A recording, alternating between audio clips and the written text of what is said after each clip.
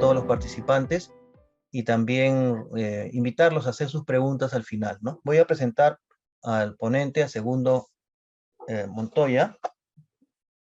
Segundo Montoya Guamani es ensayista, profesor e investigador de la tradición del pensamiento crítico peruano y latinoamericano. Es magíster en Historia de la Filosofía por la Universidad Nacional Mayor de San Marcos, ganador del concurso internacional de ensayos Aníbal Quijano Obregón, organizado por la Asociación Latinoamericana de Sociología, ALAS 2021.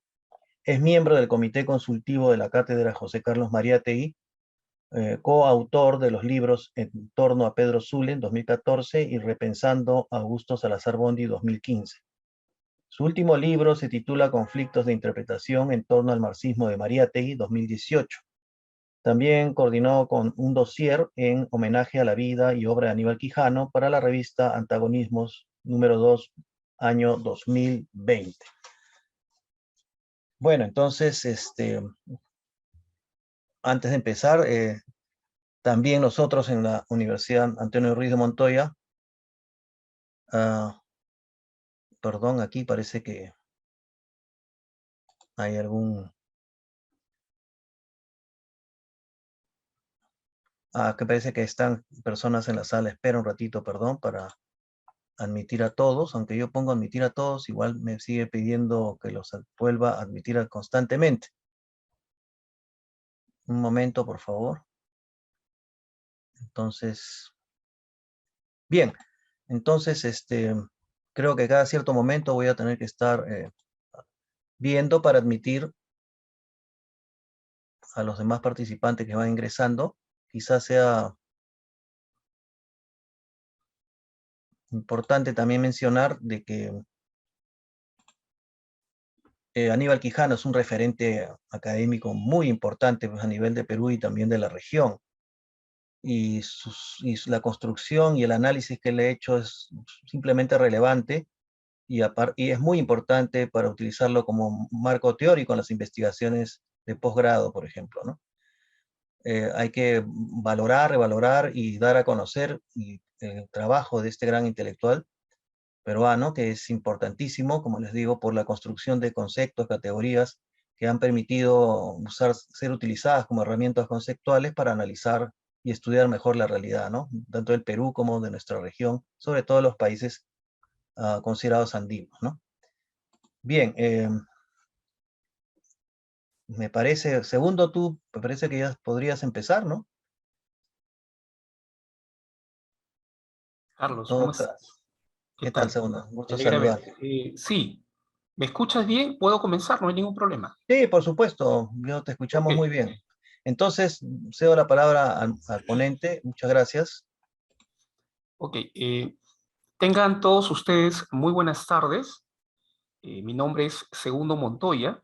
Quisiera saludar y agradecer a las autoridades de la Universidad Antonio Ruiz de Montoya y particularmente al coordinador de la maestría en Ciencias Sociales, Carlos Toledo Gutiérrez, quien tuvo la amabilidad de invitarme a dictar esta conferencia que he titulado Sociología de la sospecha y descolonización epistemológica en la obra de Aníbal Quijano. Agradezco también a todos los asistentes, investigadores, científicos sociales, colegas, amigos, estudiantes en general. Bien.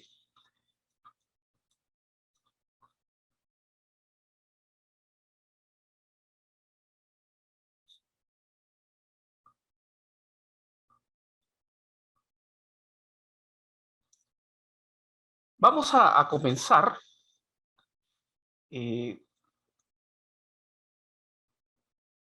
presentando una fotografía sobre un primer Quijano desconocido, ¿ya? Sobre un Quijano desconocido, un primer Quijano.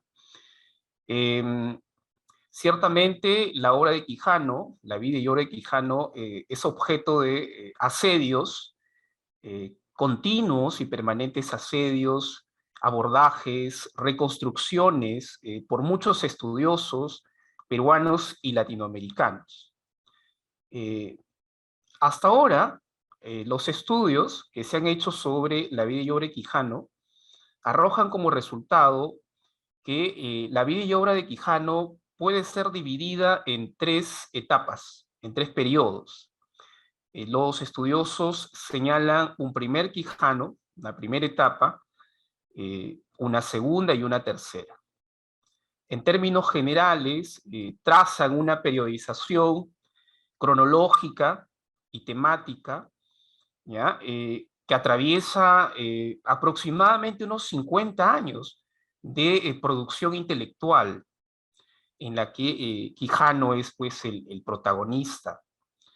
Sin embargo, cabe aclarar que estos estudios evidencian digamos, un predominio, ¿ya? Un predominio por estudiar al último Quijano, al tercer Quijano, el Quijano de los años 90, ¿ya? A partir de los años 90. La gran producción que en estos últimos años, en estas últimas décadas, sobre la vida de Quijano, se está, digamos, está circulando en América Latina y está generando debates, discusiones, está principalmente centrada en el último Quijano. Este Quijano que va a plantear el concepto de colonialidad del poder. Entonces, digamos que mi trabajo, ¿ya? Mi trabajo busca reconstruir no solo el pensamiento del último Quijano, sino el pensamiento de, digamos, las 3 etapas de Quijano. Entonces, yo estoy, digamos, encaminado a este esfuerzo, en este esfuerzo de reconstrucción de un Quijano total. Entonces, he comenzado justamente por mapear al primer Quijano, ¿ya? Y hay que reconocer que, digamos que es un Quijano desconocido para muchos académicos, ¿no? Entonces, yo justamente es por eso que quiero compartir esta fotografía, la pueden ver ahí. La pregunta sería, ¿dónde está Quijano en esta fotografía? ¿Dónde encontramos a Quijano? ¿Lo pueden ver? ¿Pueden ubicar a Quijano?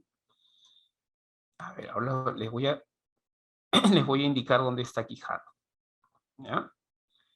Quijano está por aquí.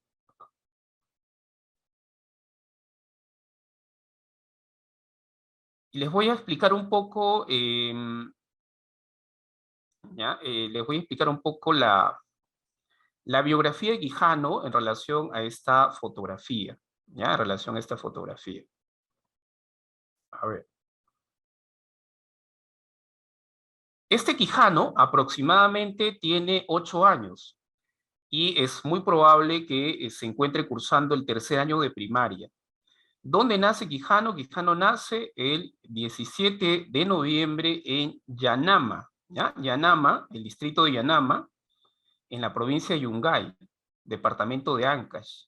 Ahí nace Quijano el 17 de noviembre de 1930. ¿Okay? Bueno, hay también hay una discusión acerca de si Quijano nace en 1930. Uno de los biógrafos, ¿ya? Y creo yo que es el biógrafo más importante de Aníbal Quijano, es su primo Manuel Valladares Quijano.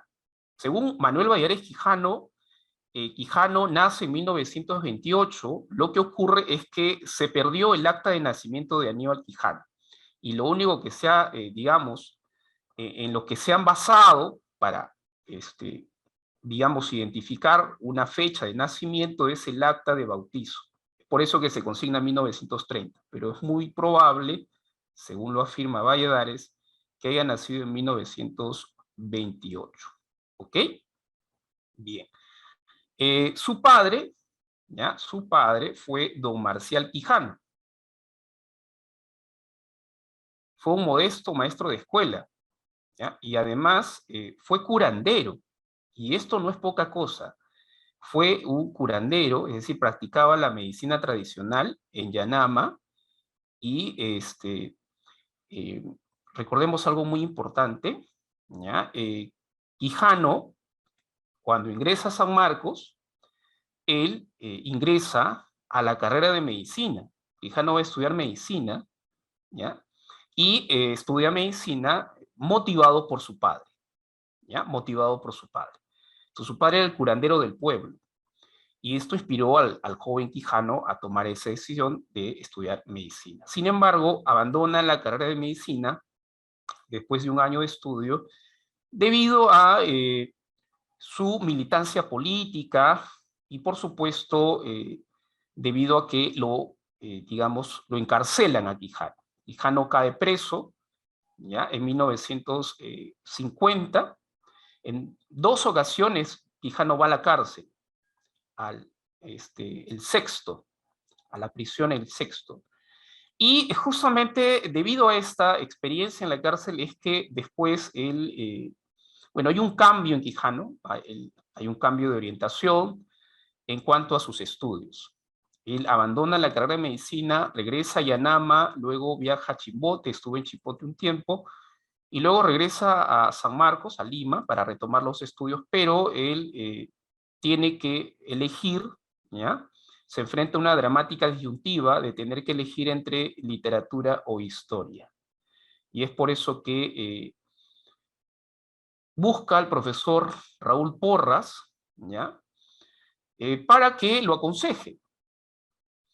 Y resulta que esto es muy interesante porque Raúl Porras en realidad estudió literatura y terminó siendo historiador. Y es más o menos el mismo itinerario que Quijano va a tomar en su carrera, ¿ya? Quijano tenía una vocación literaria y, sin embargo, también tiene una vocación como científico social. Es por eso que toma la decisión, después de asistir a las clases de Porras, toma la decisión de estudiar historia. ¿Ok? Bien, y además, otro dato adicional es que fue militante aprista desde muy joven, incluso desde que estuvo en Yanama, en provincia, en Yungay, él era militante aprista, ¿ya? Era militante en la Juventud Aprista, la JAP. Y esto por influencia del padre y de la familia, ¿ya? El padre era aprista, la familia, el entorno familiar, habían apristas, ¿ok? Entonces, esos datos me parecen relevantes. Su madre, Alfonso Obregón, fue una abnegada ama de casa, estudió hasta el 3er año de primaria, ¿no? En Yanama, dirigida por su padre. Ahora, aquí hay algo que para mí también resulta enigmático. Si ustedes pueden ver la fotografía, ¿ya? El que está sentado probablemente sea su padre, aunque Manuel Valladares, que es el que publica esta foto, no lo señala. Él no señala que sea el padre de Aníbal. Sin embargo, cuando uno indaga la biografía, el mismo Manuel Valladares señala que el padre de Quijano era el maestro de escuela en Yanama y al mismo tiempo era el director.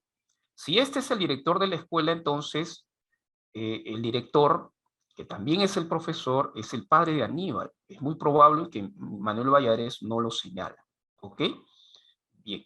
Entonces, a ver, identificaron a Aníbal. Voy a compartir de nuevo para poder subrayar esa parte.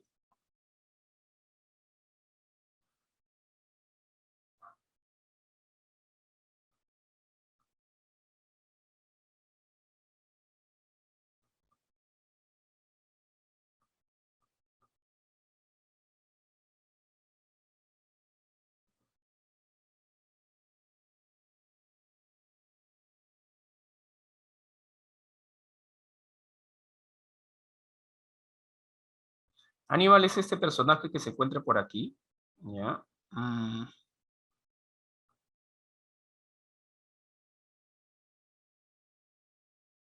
No me permite usar los...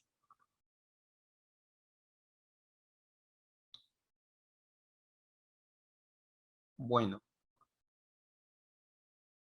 voy a continuar, ¿ya?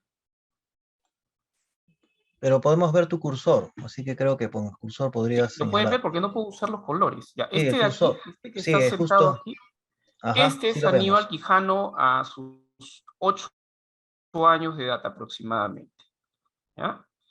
Bien, Entonces, estos datos me parecen sumamente reveladores para poder comprender, digamos, todo el itinerario académico y político de Aníbal Quijano desde su niñez, desde 1930 hasta aproximadamente 1968, que comprende la primera etapa de Aníbal Quijano o el primer Quijano. ¿Ok? Bien, rápidamente quiero también comentar estas fotografías compartidas también por Manuel Valladares Quijano, que es el primo de Aníbal Quijano, que está vivo, es profesor de Historia en San Marcos, yo tuve la oportunidad de entrevistarlo, y Piero Quijano, que también ha compartido algunas fotos, algunas fotografías de su padre. Aquí está Aníbal, Aníbal con el micrófono. Ese es un Aníbal, el Aníbal de los años 70. Él se encuentra en Cuaves, la comunidad autogestionaria de Villa El Salvador, ¿ya? Aproximadamente en los años 70, 72, 73, es muy probable, ¿ya? Corresponde a esta fotografía de Aníbal Quijano. ¿Ok? En ese periodo Aníbal Quijano va a fundar la famosa revista Sociedad y Política, ¿ya? Quijano ya estaba, o sea, años antes, años previos a los años 70, 72, Quijano estaba viviendo en Chile.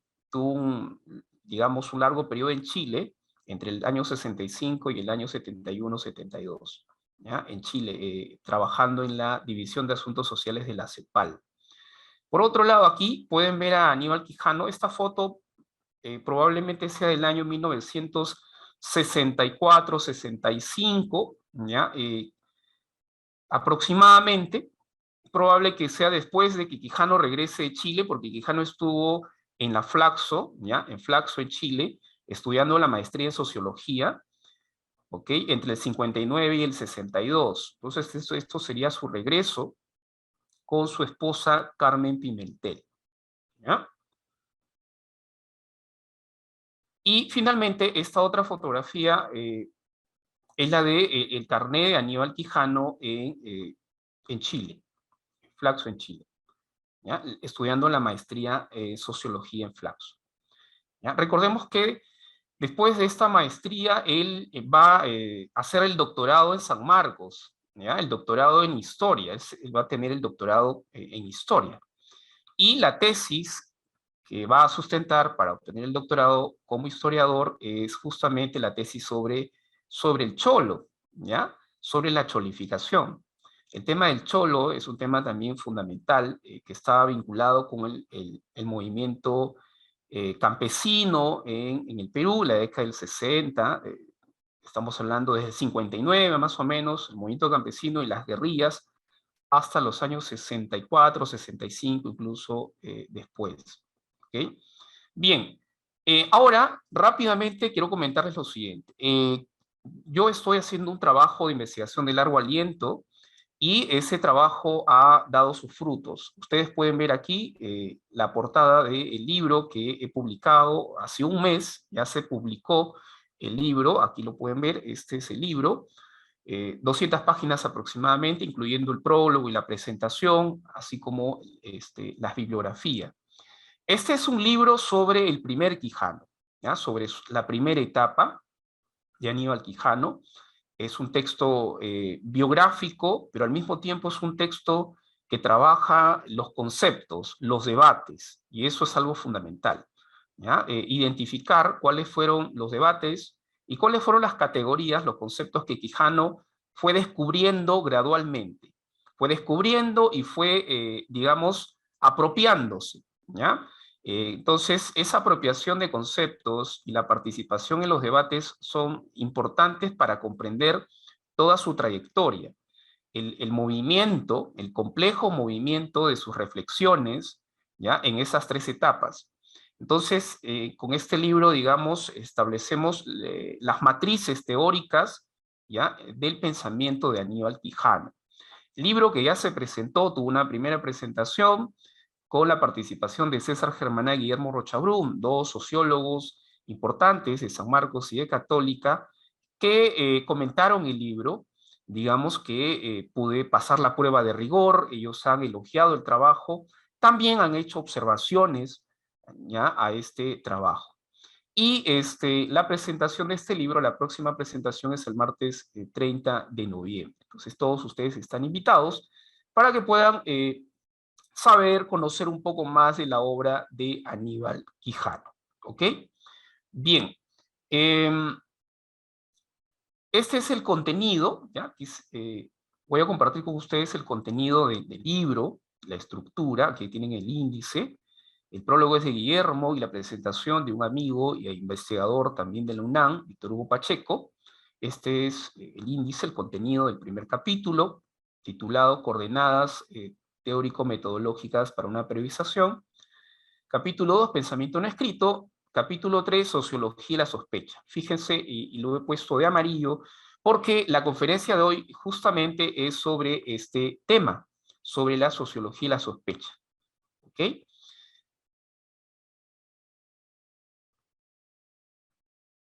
Y finalmente el capítulo 4, Sociología culturalista.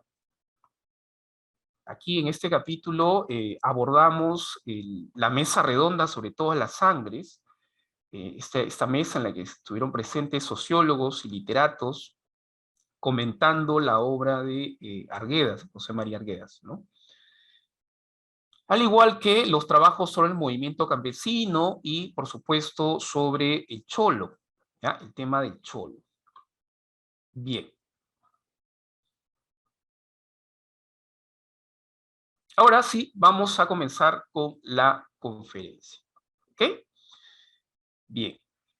En resumen de la conferencia, vamos a comenzar con el resumen de la conferencia. Vamos a hacer una breve presentación del resumen para luego ir a desarrollar los contenidos. La conferencia pretende mostrar que el primer Quijano de los años 60 adoptó una actitud de sospecha y vigilancia epistemológica frente al sesgo ideológico de las ciencias sociales norteamericanas, que se estaban implementando en las universidades de los países del tercer mundo, en el contexto de la institucionalización de la sociología como disciplina científica portadora de la promesa del cambio social. Entonces, esta actitud que presenta Quijano, esta actitud de sospecha, se tradujo en el uso de la noción marxiana de ideología, ¿okay?, como una herramienta de crítica a la orientación colonial imperialista de las ciencias sociales norteamericanas. Lo cual sugiere, ¿ya?, para nosotros, lo cual sugiere y pone en evidencia cierta unidad temática ligada a un tipo de sociología que nosotros denominamos sociología de la sospecha. En el trabajo que he realizado, yo propongo una tipología sociológica.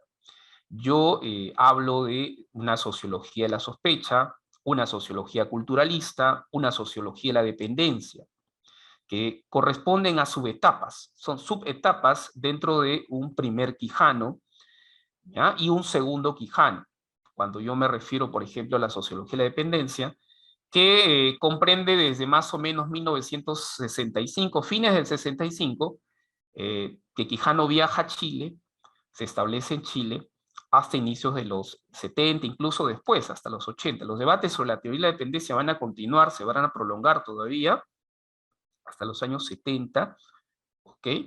Bien, entonces, esta sociología de la sospecha tiene un carácter preparatorio, ¿ya? Un carácter propedéutico, ¿ok? Preparatorio, propedéutico, y se desarrolla entre 1962 y 1965.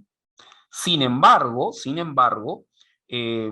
esta sociología de la sospecha, ¿ya?, se prolonga en el tiempo y reaparece en otros contextos, en otros momentos de producción de la obra de Quijano, en otros contextos, en otros escenarios, pues se inscribe en un proyecto teórico mucho más amplio, mucho más ambicioso de Aníbal Quijano, pues Quijano va a proponer la descolonización epistemológica propuesta por el último Quijano en los años 90.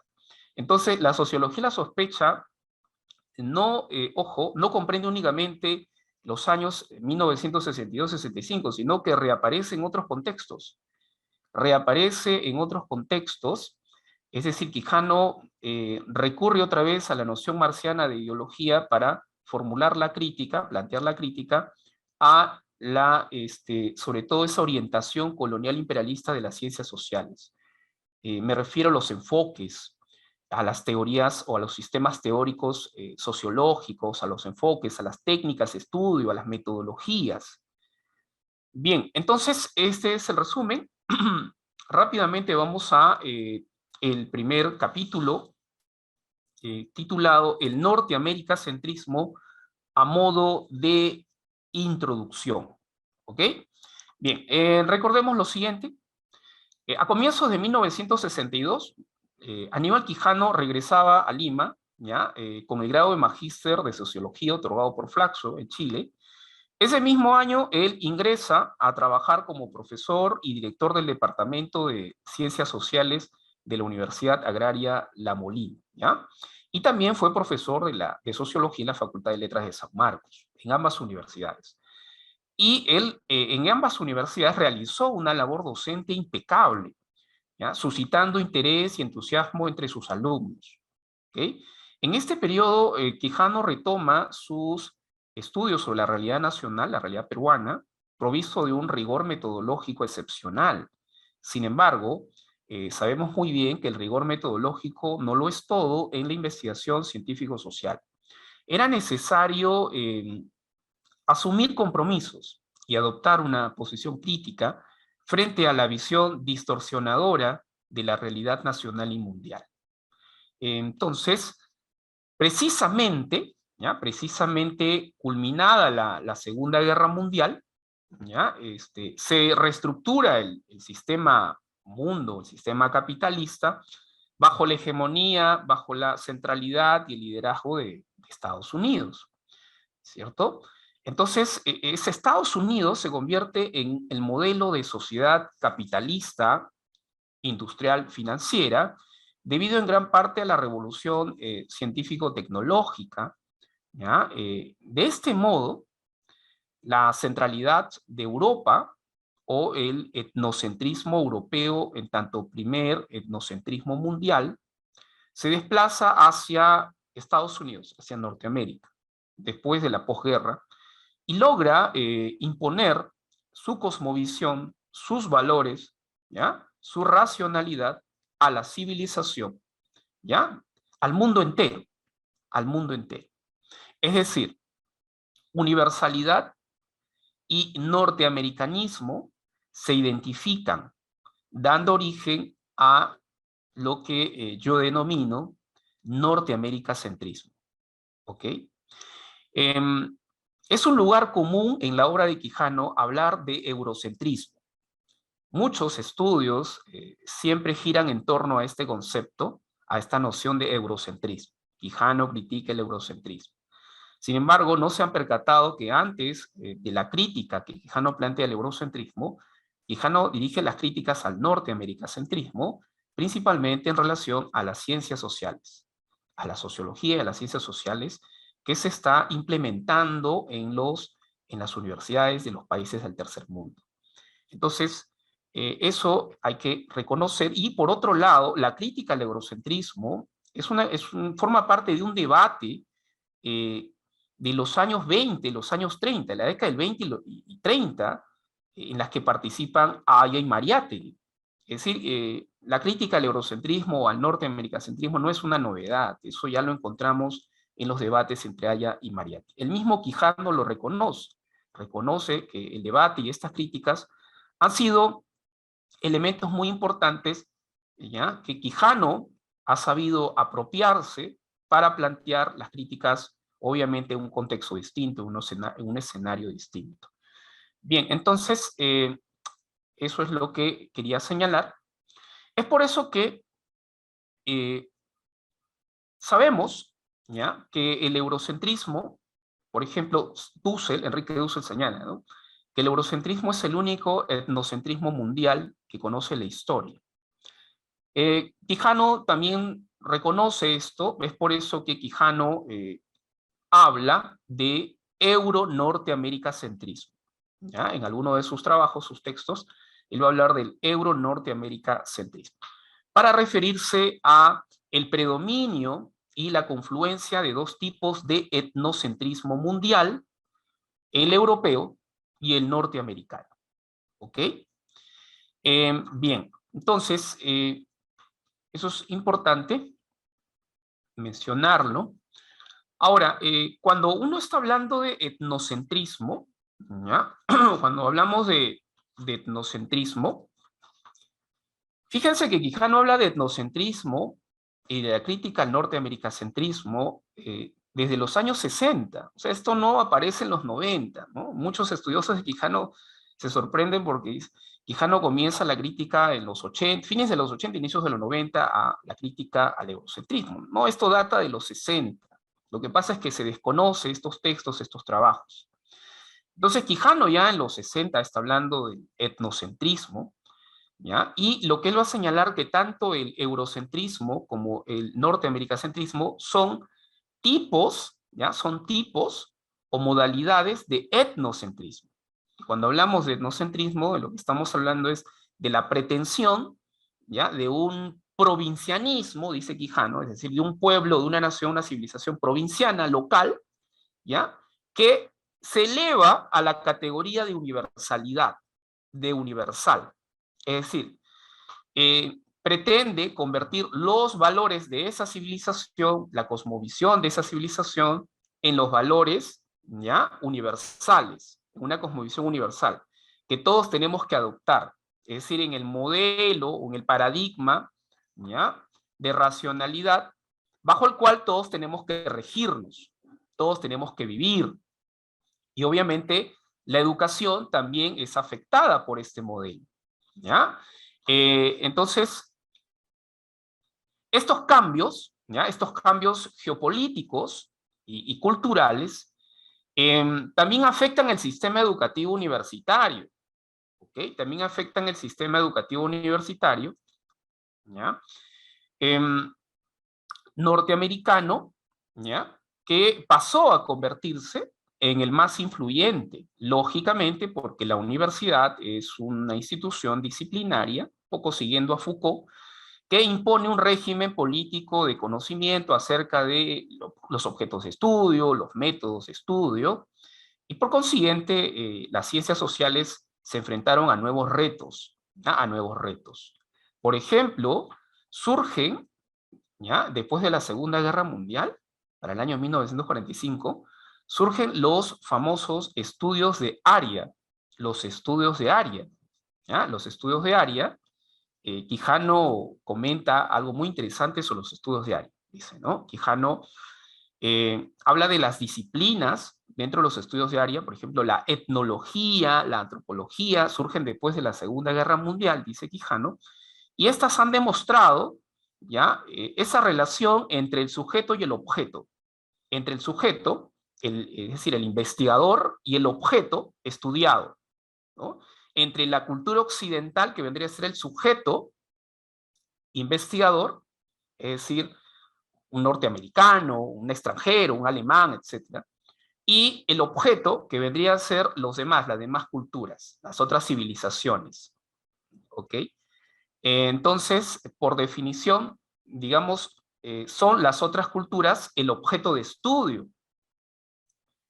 Entonces, estudios de este carácter sobre las sociedades y las culturas occidentales son virtualmente inexistentes. O sea, en Estados Unidos, imagínense, o sea, convertir Estados Unidos, su cultura y su idioma en objeto de estudio. En realidad, eso no existe. Salvo que sea, dice Quijano, una irónica parodia, nada más.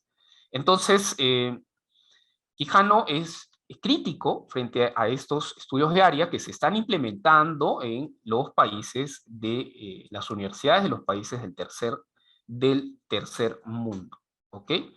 Bien, entonces, obviamente que surgen estos estudios de área debido a la gran acogida que tienen en el sistema universitario y se implementan en todo el mundo, y con ella surge también un concepto muy importante, un concepto que tiene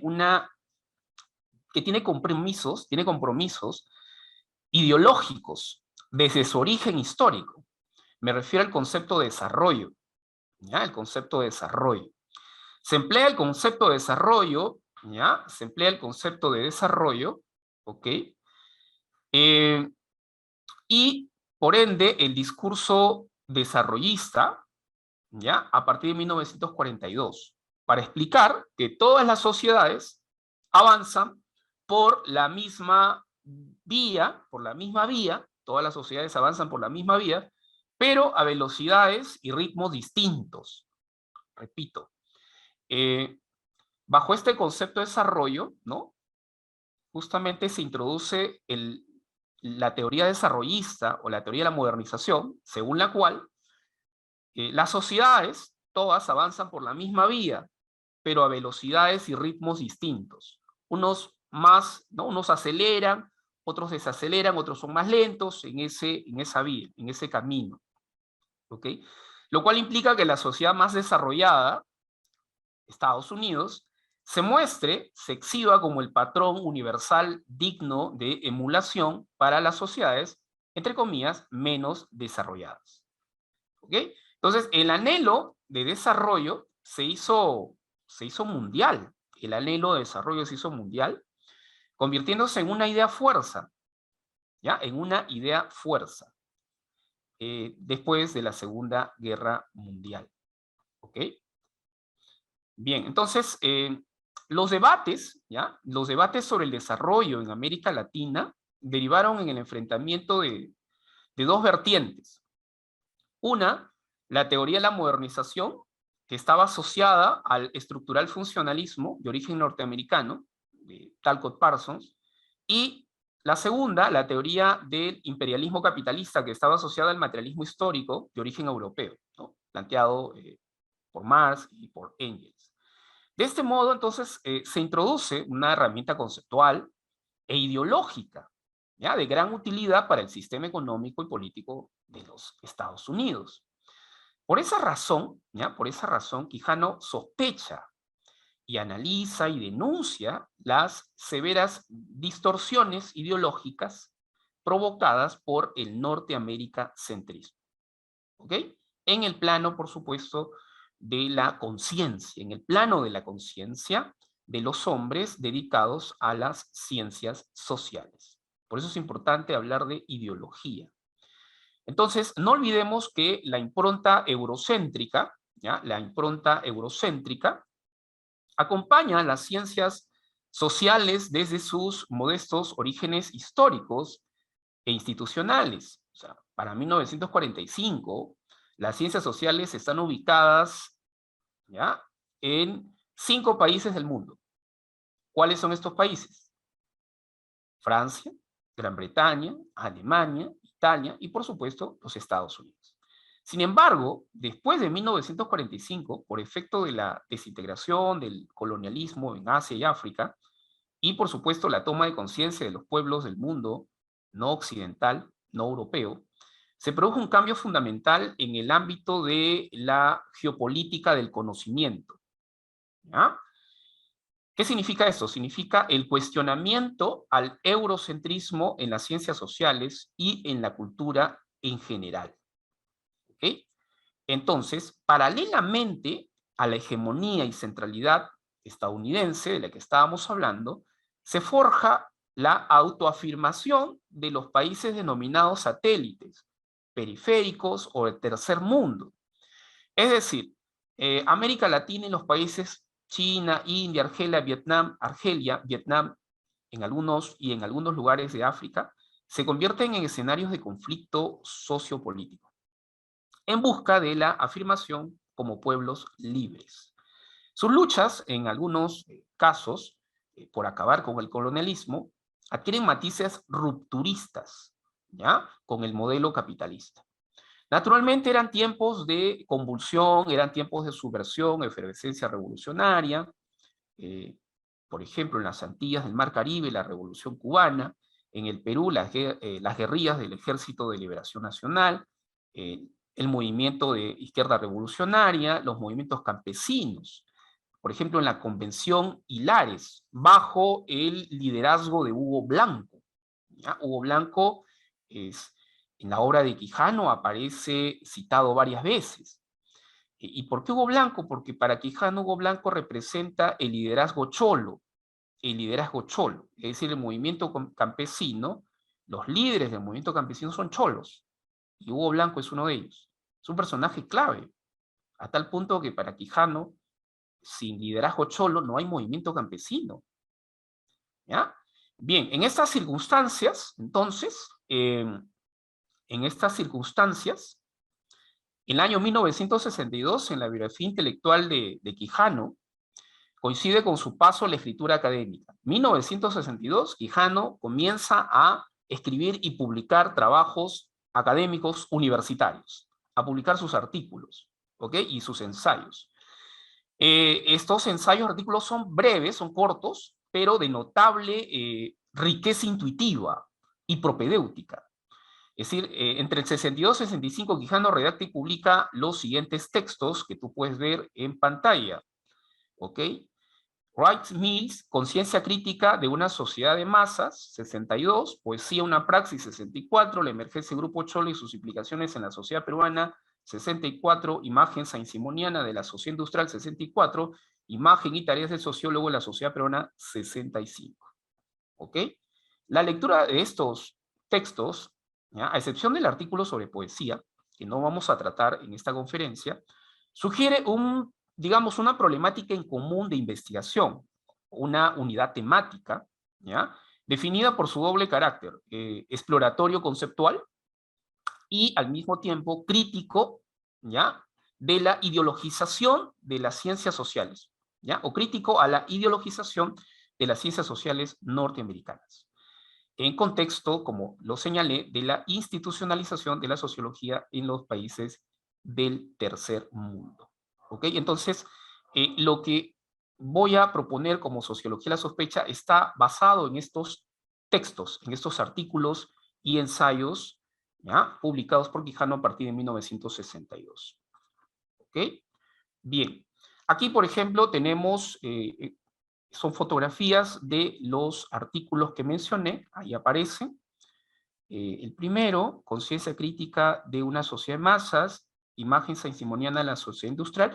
Estos textos hoy en día son accesibles. Ustedes pueden buscar en internet y van a encontrar esos textos, son accesibles.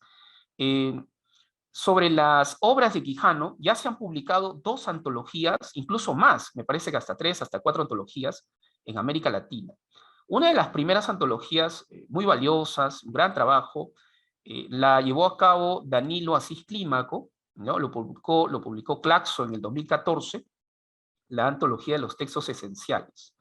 Ahora, este año, el año pasado, Danilo Asís Clímaco también ha publicado otra antología, ¿ya?, ha coordinado otra antología, donde también se encuentran otros textos. En realidad, ya casi toda la obra de Quijano está siendo publicada, ¿ok? Claro, también hay que reconocer que hay muchos textos que aún no han sido publicados, ¿ok? Y que necesitan ser estudiados, discutidos, para tener una imagen, digamos, completa de la vida y obra de Aníbal Quijano, ¿ok? Aquí aparece también el otro texto que mencioné sobre el cholo, ¿ya?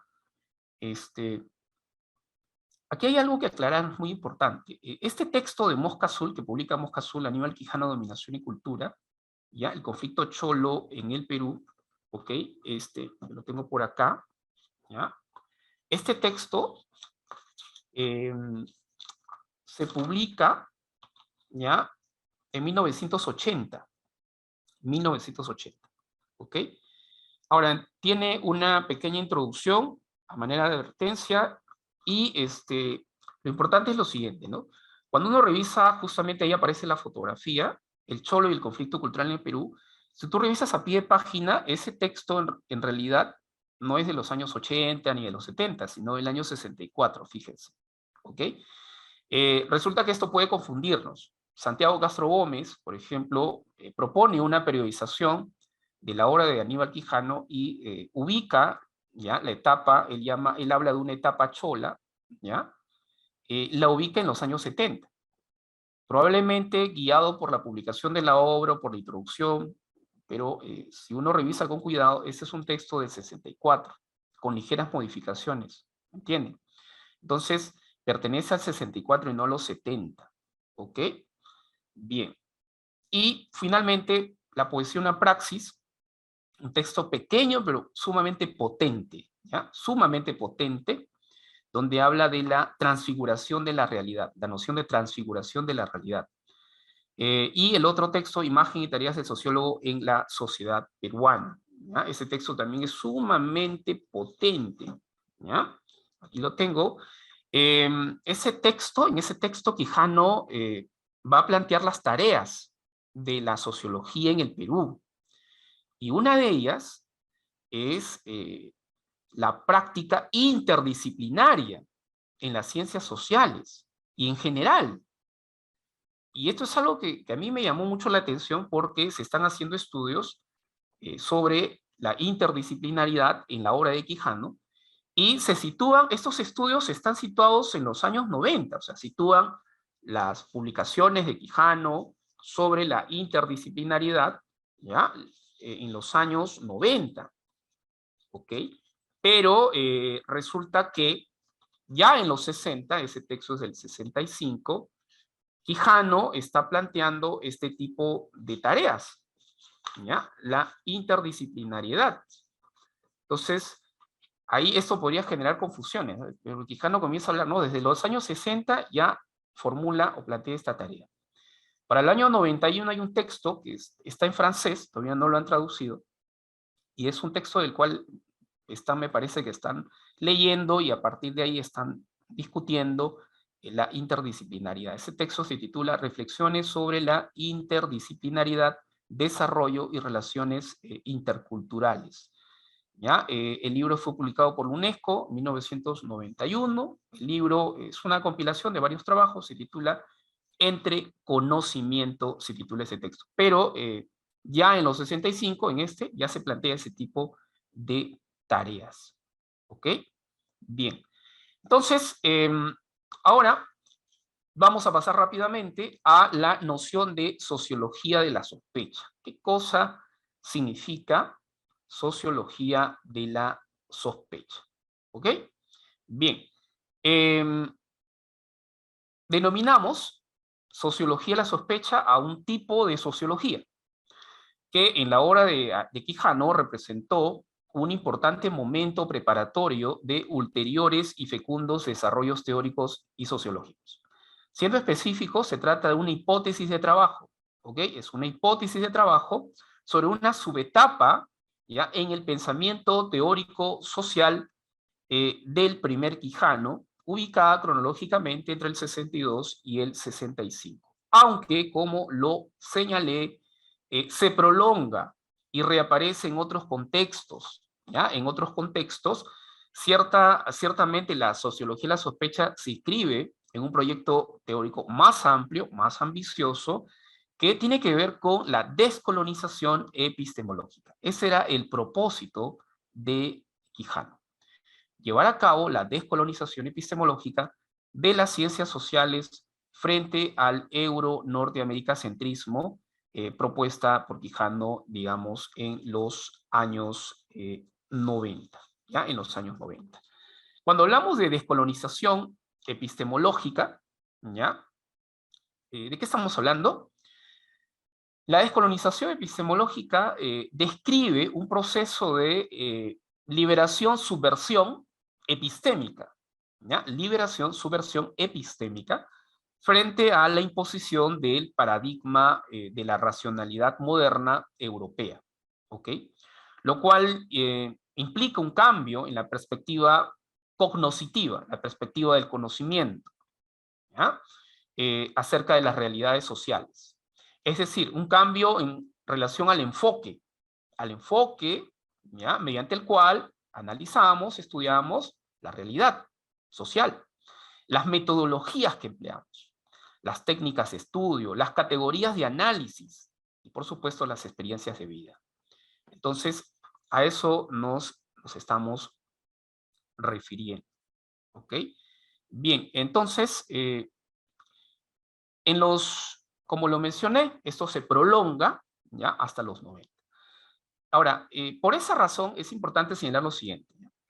Las cronologías que uno puede sugerir para periodificar, dividir la obra de Aníbal Quijano, la vida y obra, son desbordadas, ¿ya? Son desbordadas por las unidades temáticas, ¿ok? Esto implica apoyarse en un marco temático cronológico, ¿ya? En un marco temático, pero también cronológico y temático, de periodización distinto o distinta del que hasta ahora conocemos, ¿ok? ¿Por qué les digo esto? Porque los estudiosos señalan 3 etapas: un primer Quijano, un segundo Quijano, un tercer Quijano. El primero, desde 1930 hasta más o menos 1960, ¿ya? 60, 70, y luego un segundo Quijano, ¿ya? Que aborda la teoría de la dependencia, Quijano dependentista, un primer Quijano que aborda el problema del cholo, y un tercer Quijano que está centrado en la colonialidad del poder. ¿Cuál es el problema de esta periodización? Es que esta periodización está basada en la idea de rupturas epistemológicas, en el concepto de rupturas epistemológicas. Ellos creen que en realidad son rupturas, es decir, el primer Quijano es distinto del segundo y el segundo es distinto del tercero. No hay vasos comunicantes, no hay una continuidad. Bueno, yo estoy en contra de ese tipo de lecturas, ¿ya? Bueno, he revisado y creo que para lograr comprender la vida y obra de Quijano hay que revisar, hay que leer, pero creo que lo importante es leer entre líneas, con detalle, revisar cada texto, cada artículo, y obviamente conocer también la biografía de Aníbal para comprender cómo podemos explicar el movimiento de su reflexión. Entonces, es por esa razón que creo yo, ¿ya?, que tenemos que estudiar las etapas y subetapas de la obra de Quijano no como rupturas epistemológicas, sino como desplazamientos epistemológicos, ¿ya? Desplazamientos epistemológicos que describen procesos graduales de relevos, coexistencias y agotamientos entre las unidades temáticas, ¿ok? Entre las unidades temáticas. Entonces, lo que va a ocurrir es que, por eso les comento, ¿no? La sociología de la sospecha no comienza en el 62 y termina en el 65, sino que reaparece en otros contextos. Entonces, lo que va a pasar es un desplazamiento epistemológico. Las problemáticas, otra vez, van a aparecer en otros contextos. No se agotan en un determinado periodo de tiempo. Quijano vuelve sobre las pistas, retoma muchos problemas. En Quijano hay una permanente redefinición de muchos conceptos. Entonces, eso implica la necesidad, ¿ya?, de plantear otro tipo de criterios de análisis, otro tipo de lógicas de investigación o metodologías para poder penetrar en la obra de Aníbal Quijano. Bien, entonces, por eso es que tomamos, ¿ya?, retomando un poco lo que estábamos señalando, ¿ya?, la sociología de la sospecha, nosotros tomamos prestado la noción de sospecha del filósofo francés Paul Ricoeur, formulada a propósito de la conocida interpretación acerca de Marx, acerca de Freud y acerca de Nietzsche como filósofos de la sospecha, ¿ya? En efecto, son pensadores de la sospecha, ¿ya? Porque los tres, Marx, Nietzsche y Freud, critican la falsa conciencia, al igual que Aníbal Quijano.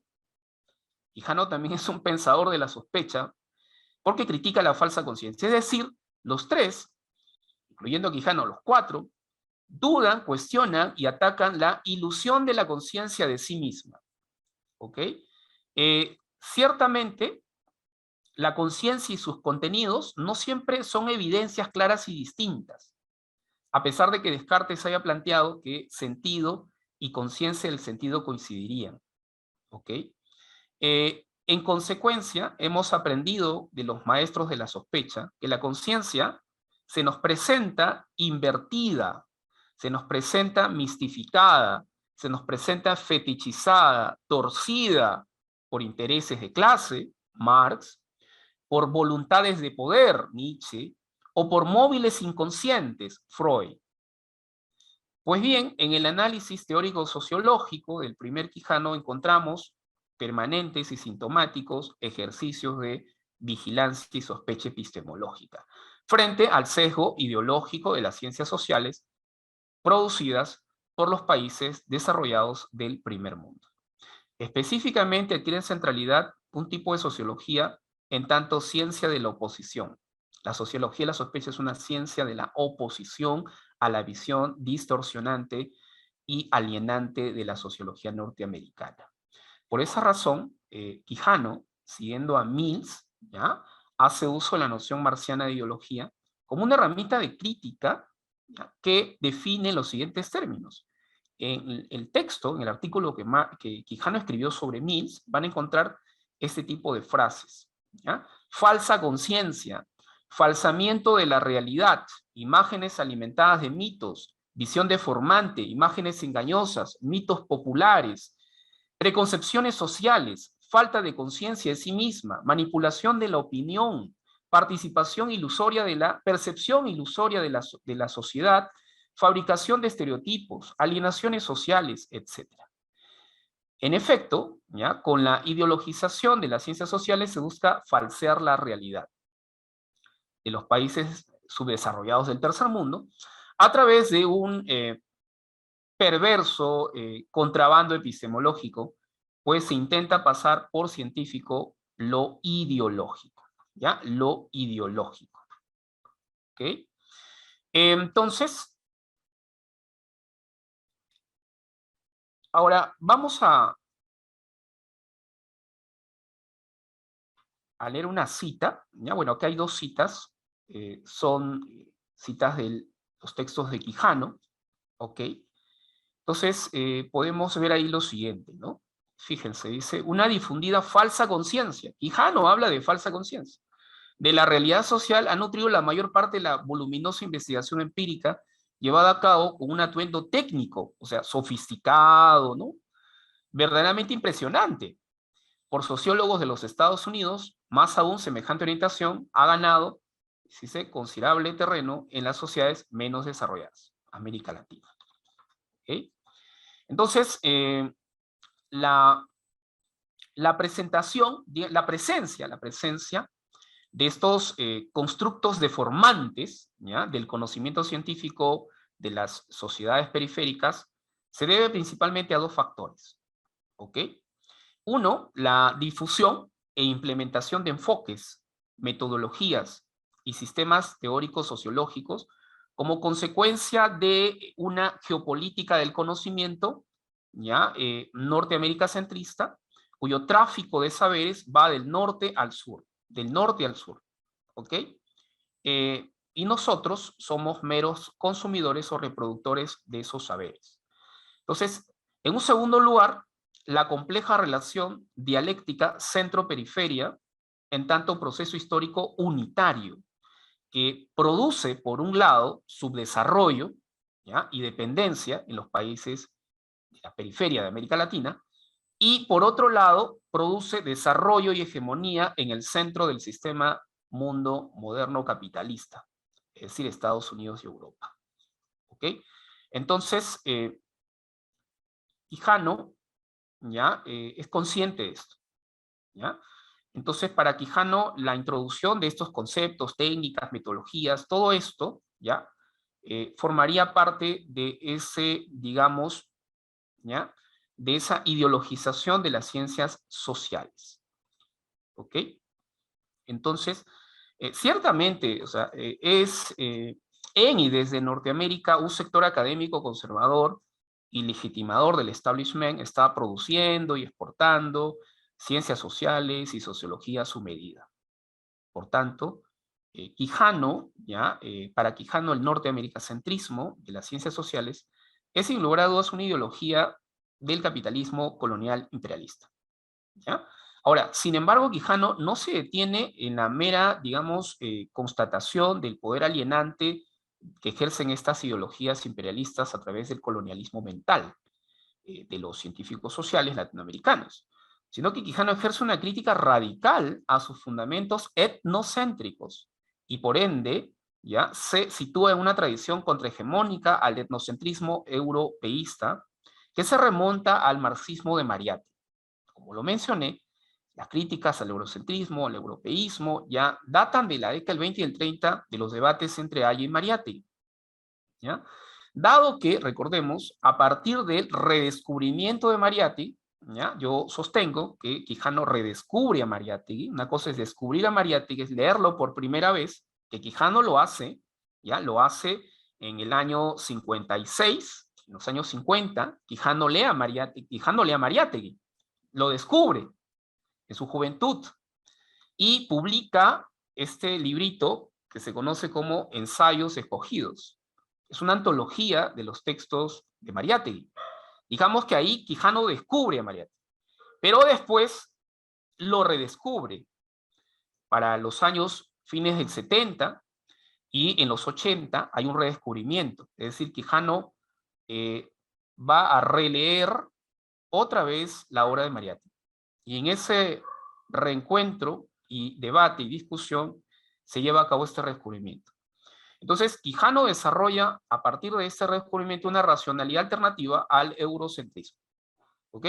Además, Quijano reconoce que el norteamericacentrismo o el eurocentrismo o el euro-norteamericacentrismo son, como lo señalé, son tipos o modos de ser del etnocentrismo. ¿Ok? Del etnocentrismo. ¿Ya? Entonces, Quijano señala eso. Por eso, él aclara enfáticamente, ¿no? Ahí está la cita. Para nadie, dice, es ahora oculto el hecho de que las ciencias sociales elaboradas en las sociedades industrializadas, y de manera especial en los Estados Unidos, contienen proporciones, ¿ya? Dice aquí, dominantes de etnocentrismo. Y que no es de otro modo de denominar lo mismo de provincianismo, ¿ya? De provincianismo. No pueden ser admitidas en pretensión de universalidad sin una firme y cuidadosa criba, ¿ya? Una firme y cuidadosa criba. ¿Ok? Entonces, lo que aquí está señalando es que justamente Quijano muestra cómo en la producción del conocimiento científico social, un país local, un país provinciano, como los Estados Unidos, se eleva indebidamente a la categoría de centro y patrón universal, es decir, de paradigma, ¿ya? De las producciones o de la producción de verdades científicas válidas para todo espacio y tiempo. Entonces, ciertamente las ciencias sociales han sido acusadas de ser eurocéntricas en la medida que eran particularistas. Pero no se trata solo de las disciplinas científico-sociales, sino de las prácticas también, de los saberes y los valores de una cultura, ya que sospechosamente pasa de su condición particular, provinciana, local, a una condición universal privilegiada. ¿Ok? Por tanto, estamos frente a una planetarización de la cultura. Quijano habla de la planetarización de la cultura o del culturalismo, por ejemplo. Finalmente, entonces, Quijano, ¿ya?, advierte que para aceptar la validez epistémica o epistemológica de este andamiaje categorial y procedimental de dicho paradigma, esta tiene que pasar primero por un proceso de tamizaje, un proceso de resignificación, de reformulación, de replanteamiento. ¿Ok? Entonces, en tal virtud, justamente él va a plantear eso, ¿ya? Una necesidad de replantear el aparato conceptual y metodológico, ¿ya?, elaborado por estas sociedades, estas culturas. ¿Ok? Entonces, a eso se refiere. Entonces, aquí podemos también reconocer algo muy importante. ¿Ok? Quijano se distancia de las posturas latinoamericacentristas, ¿ok? Se distancia, repito, de las posturas latinoamericacentristas. Es decir, cuando Quijano critica el norteamericacentrismo o el eurocentrismo, él no está renunciando al discurso crítico europeo. Él no está renunciando al pensamiento europeo. Mucho cuidado, por favor.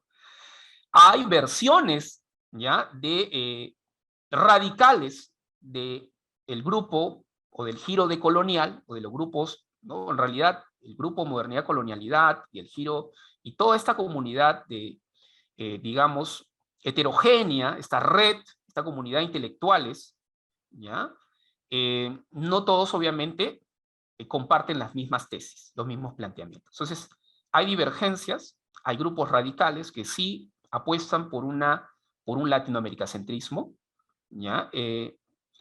Algunos podrían ser calificados de abyayalismo.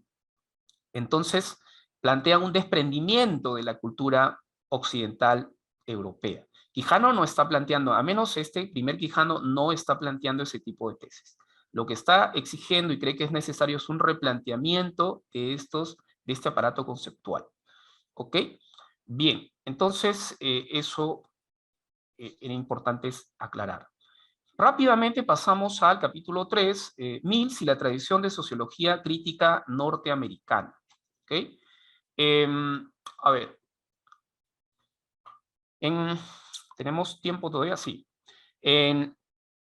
Más o menos, aquí hay una fecha, el 20 de marzo, ya el 20 de marzo, fecha exacta, de 1962, fallece el sociólogo norteamericano Mills, ¿ok? En su homenaje, Quijano escribe el ensayo que mostré hace un momento, Mills, conciencia crítica de una sociedad de masas, ¿ok? Entonces, dicho texto, Quijano caracteriza a Mills como un hombre de temperamento rebelde, ¿ok? Intelectual severamente crítico, apasionado, lúcido y de una figura excepcional en la sociología norteamericana, ¿ok? Entonces, eso es todo un elogio que le hace Quijano a Mills. De modo muy parecido opinan los sociólogos, o sea, son muchos los sociólogos latinoamericanos que opinan de un modo muy parecido. Por ejemplo, Gino Germani revalora la postura crítica de Mills hacia un sector de la sociología norteamericana que introdujo deformaciones ideológicas a través de sus enfoques y metodologías, la gran teoría, el empirismo abstracto, el etos burocrático, etc.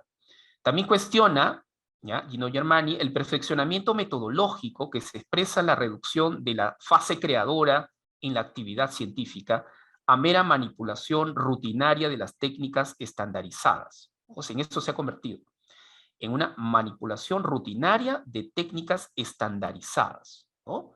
Y cabe hablar, por ejemplo, de la publicación de papers, el uso del APA, el uso de otros sistemas, ¿no?, de citas y de producción y de redacción. Entonces, aquí hay una crítica muy fuerte a ese tipo de técnicas, que en esa época ya se estaban implementando en los países del tercer mundo. ¿Ok? Entonces, hoy en día cualquiera puede publicar un paper, obviamente hay que tener contactos y redes en el mundo académico, pero digamos que lo que tendría que cumplir un artículo es básicamente con requerimientos técnicos. Y si cumple con esos requerimientos técnicos, entonces el artículo pasa, es aprobado y es publicado. Y entonces, ¿dónde está esa fase creadora, ¿no?, de la actividad científica? Digamos, ¿dónde están las propuestas, etcétera? Entonces, brillan por su ausencia. Y es un poco lo que se estaría criticando aquí. ¿Ok? Ahora, Pablo Casanova, González Casanova, también recuerda la importancia de Mills para el desarrollo de una nueva sociología en México. ¿Okay? Rodolfo Stavenhagen también enfatiza el activismo intelectual de Mills en el proceso de deselitización y desmitificación de las ciencias sociales. Finalmente, Anthony Giddens subraya la capacidad del sociólogo para liberarse de la inmediatez de las circunstancias personales para poner las cosas en un contexto más amplio, más amplio. A estas caracterizaciones, a estas opiniones positivas, elogiosas, había que agregar el hecho, no menos importante, de que Mills se interesa por el marxismo. Mills se interesa por el marxismo y los problemas del tercer mundo a fines de los 50, de los años 50.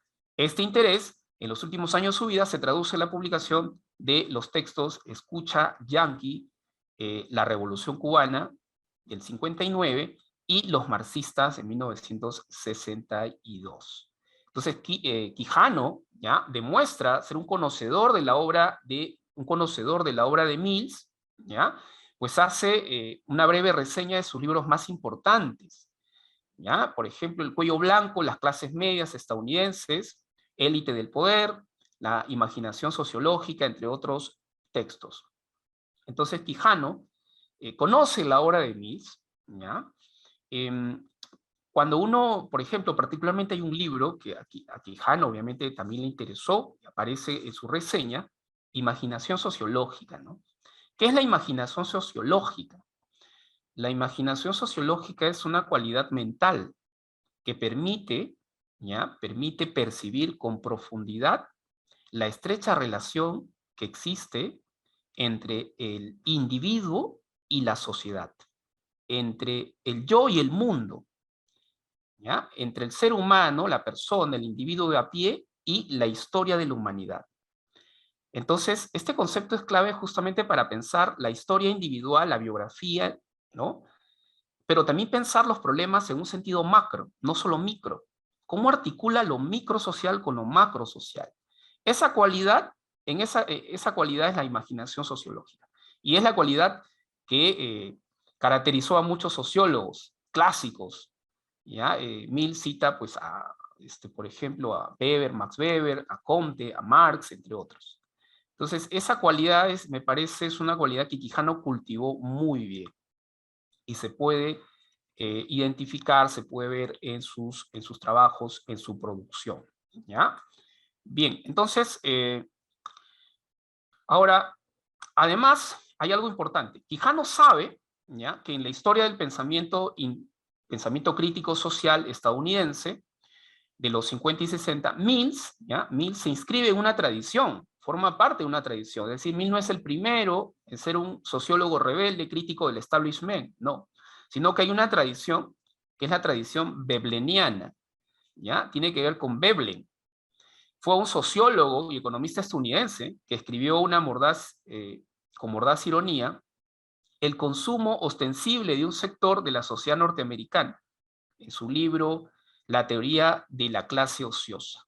¿Ya? Aunque hay que recordar, a decir de Quijano, que Mills fue mucho más lejos, ¿ya? Fue mucho más lejos que Veblen en este camino. ¿Ya? Dicha tradición sociológica crítica norteamericana, ¿ya?, de los rebeldes de la sociología, está conformada por una tríada de científicos sociales, o sea, por 3 científicos sociales. ¿Okay? Veblen, Mills y Gullner, ¿ya? Los 3, ¿ya?, son, digamos, forman parte de esta tríada. Y había que agregar también a Wallerstein. De los 3, Mill es el más cercano al marxismo, pero no del todo marxista, quizá, ¿ya?, marxista weberiano. Es decir, Mill se interesó por desarrollar la tradición Marx y Weber, aceptando los 2 replanteamientos más relevantes que Weber hizo de Marx. El primero, la extensión del concepto de determinismo económico a un determinismo social más amplio. Y el segundo, el perfeccionamiento de la idea de clase media, la adición de la categoría de estatus o prestigio. ¿Ya? Entonces, ciertamente, Quijano admira, lee y cita a esta tríada de sociólogos en estas y posteriores publicaciones. Quijano cita a esos autores. Faltaría Wallerstein, un notable, influyente sociólogo e historiador norteamericano en los últimos tiempos, que entabló también una amistad y un diálogo intelectual fructífero con Aníbal Quijano desde los 80 hasta su muerte. ¿Ya?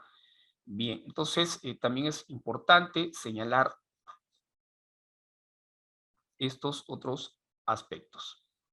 ¿Ya? Bien. Ahora, por otro lado, notamos, ¿ya?, que Quijano adopta, y no solo Quijano, los sociólogos de América Latina leen a Mills y digamos que muchos de sus análisis y críticas están filtradas a partir de la lectura que hacen de Mills. ¿Ok? Entonces, notamos que Quijano, por ejemplo, adopta las críticas de Mills, ¿ya?, que Mills dirige al modelo estructural funcionalista del sociólogo norteamericano Talcott Parsons. De hecho, la mayoría de sociólogos estaban más familiarizados con las críticas de Mills que con los detalles de la obra de Parsons. Y eso, Quijano no es una excepción. Pues Quijano, basándose en Mills, sostiene que el error del modelo parsoniano radica en creer que el poder, ¿ya?, social se determina por el consenso de los miembros de la sociedad que promueven la estabilidad y la defensa del orden social capitalista. Por consiguiente, la repartición del poder no es resultado del consenso, sino de contradicciones, dice Quijano, que producen cambios en la estructura social. ¿Ya? Aquí, por ejemplo, tienen una cita, un fragmento de Quijano, en la que hace referencia a Parsons, ¿ya?, a Talcott Parsons, ¿no?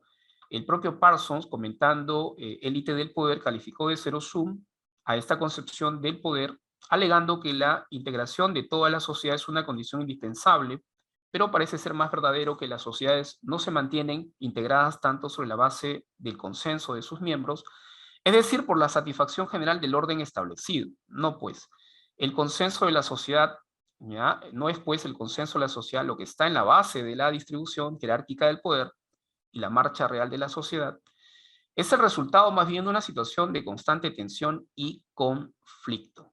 ¿Ya? Tensión y conflicto. Lo que ocurre es que a Parsons, ¿ya?, se lo acusa de ser políticamente conservador, ¿ya? Esa es la crítica que los sociólogos comparten, ¿ya?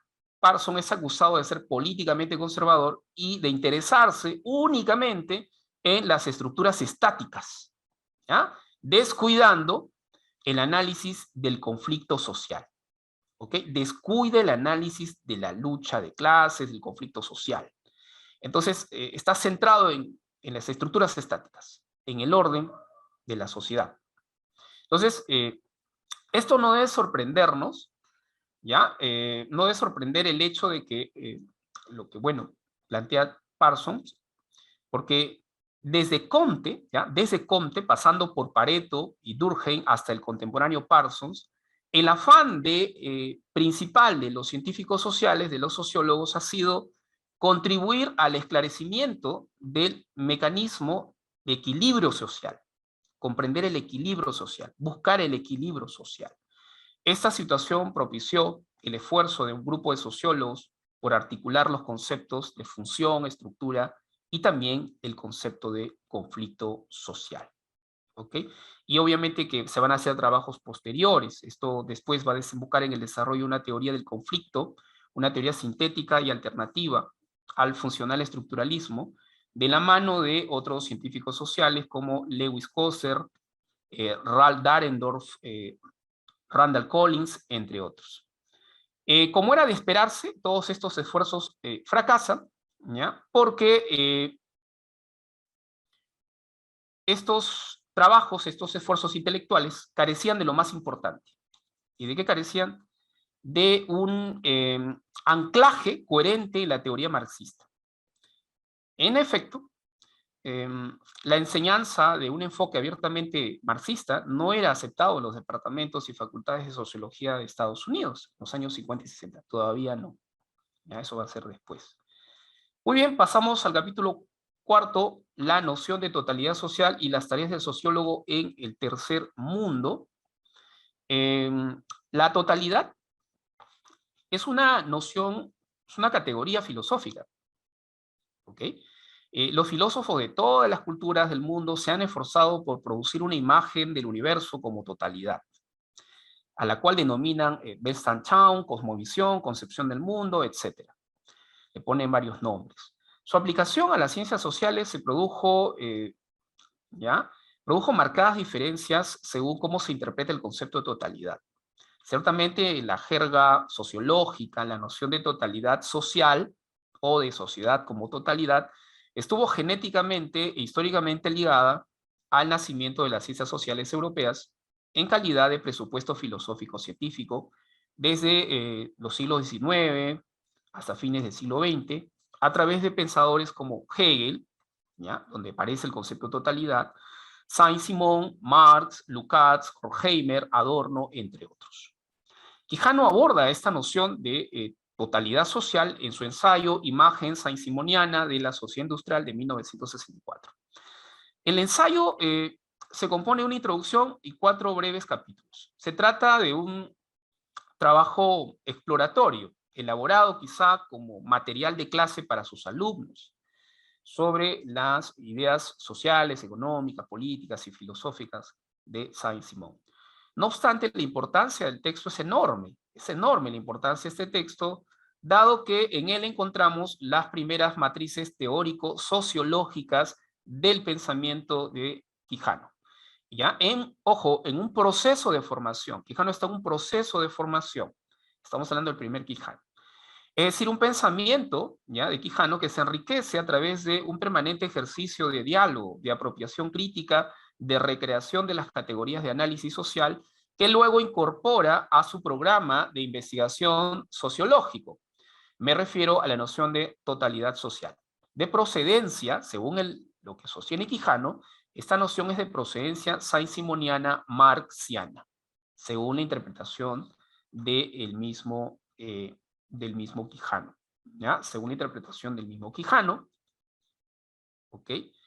Entonces, allá aparece la cita, dice, es por primera vez en la historia del pensamiento occidental, dice Quijano, que aparece con Saint-Simon la idea de sociedad como totalidad cambiante, ¿ya? Formada por elementos dialécticamente interdependientes entre sí, con el conjunto y cuya presencia en nuestro actual aparato conceptual está en la base de la más grande revolución intelectual de nuestro tiempo. Fíjense el calificativo, ¿no?, que hace Quijano de este descubrimiento, ¿ya? Es una revolución intelectual. Entonces, no es extraño que haya sido así, teniendo en cuenta que esas sociedades son construidas bajo la influencia directa de las ideas saint-simonianas incorporadas al marxismo. O sea, Marx incorpora las ideas de Saint-Simon. Entonces, no podemos perder de vista, creo yo, la noción de totalidad social en el pensamiento de Quijano, pues adquiere el carácter esencial, un carácter esencial que atraviesa el movimiento de todas sus reflexiones, incluso es condición de posibilidad de otras reflexiones. Por ejemplo, cuando Quijano estudia la emergencia del grupo Cholo, ¿ya?, presupone en todo momento la idea de sociedad como una totalidad. Asimismo, en sus definiciones de sociología, cuando define la sociología y su objeto de estudio, como disciplina científica, Quijano señaló que el objeto de estudio de la sociología era la totalidad social. Eso estudia la sociología. Además, escribió un ensayo íntegramente dedicado, bueno, varios ensayos, pero hay uno íntegramente dedicado a la noción de totalidad, ¿ya?, bajo el título Líneas de investigación prioritarias para América Latina.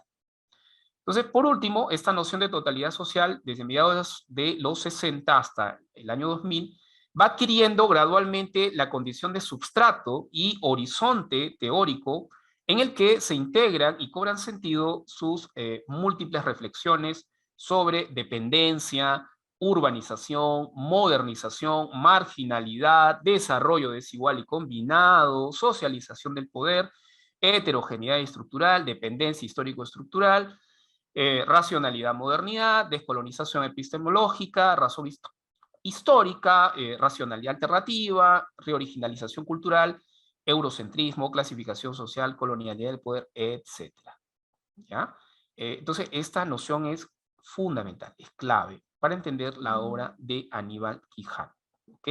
Bien, entonces, por otra parte, ya, Quijano, para 1965, publica el ensayo Imagen y tareas del sociólogo en la sociedad peruana, ensayo que en líneas generales gira en torno a 4 cuestiones principales. ¿Cuáles son estas 4 cuestiones? El proceso de la institucionalización de la sociología en la sociedad peruana, 1. 2. El carácter científico de la sociología. 3. Los estereotipos y el perfil profesional del sociólogo. 4. El papel del sociólogo como intelectual comprometido con el cambio de las sociedades en el tercer mundo. ¿Ya? Entonces, este es importante, este texto, por las tareas que va a plantear y las cuestiones que propone y discute. ¿Ya? En este texto, Quijano comienza caracterizando la sociedad peruana como una sociedad dependiente y subdesarrollada y alienada culturalmente. Situación que permite, dice Quijano, la implantación mecánica y burdamente imitativa de perspectivas teóricas, metodologías, agendas y problemas provenientes de las sociedades del primer mundo. En efecto, la sociología peruana y latinoamericana de los años 60 se estableció a partir de trasplantes, importaciones, sucursales y aplicaciones de teoría sociológica norteamericana a nuestras regiones, lo cual evidencia la orientación colonial imperialista de las ciencias sociales vinculadas a la tendencia sociológica predominante del estructural funcionalismo de Talcott Parsons, que Quijano señala que presenta 3 rasgos esenciales esta teoría. ¿Ya? Uno, su perspectiva tecnicista.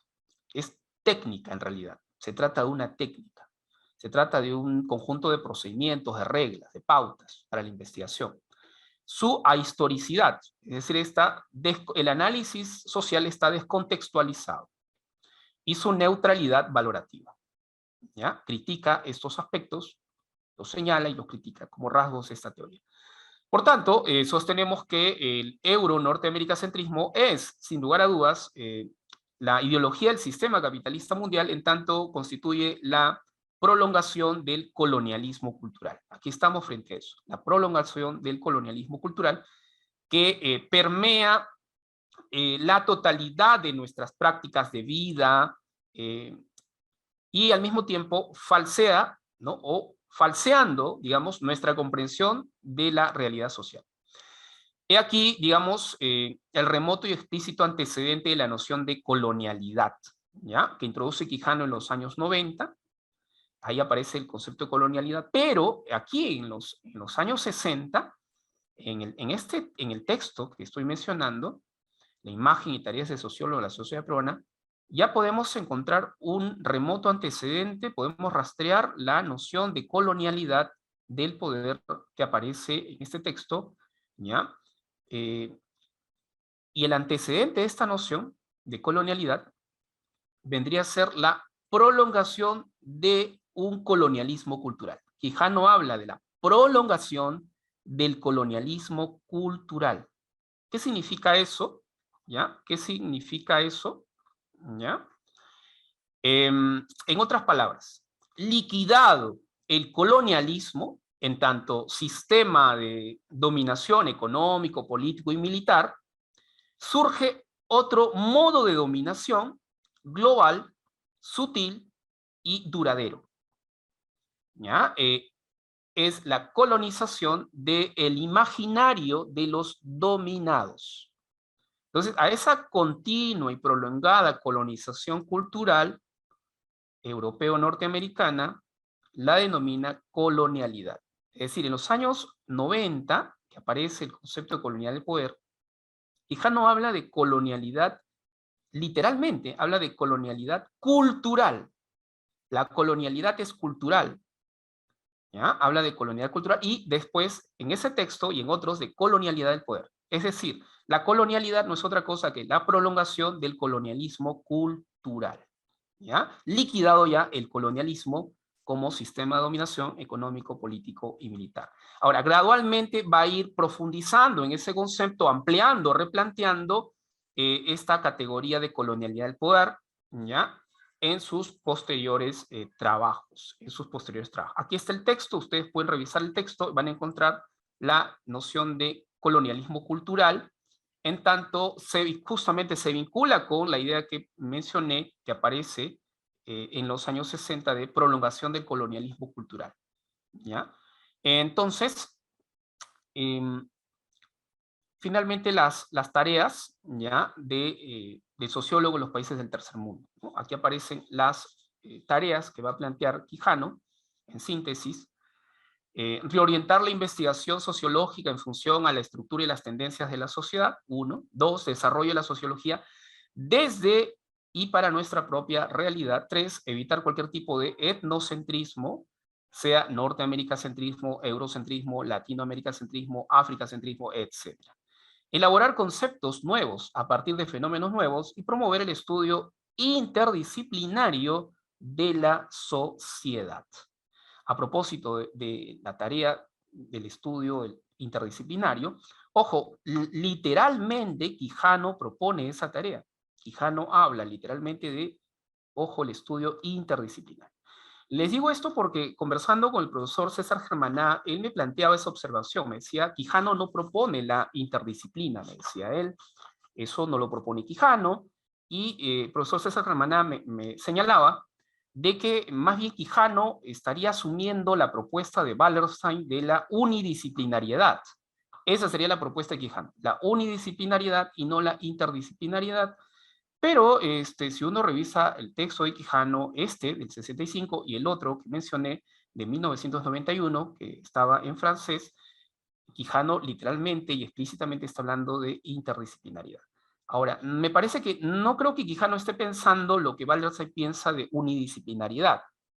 Me parece que no llega a esos niveles ya en relación a los intercambios, los préstamos entre las disciplinas, ¿ya? Creo que no llega a ese tipo de planteamiento todavía, me parece que hay una aproximación, un acercamiento, pero no es esa la idea que Quijano nos está planteando. Finalmente,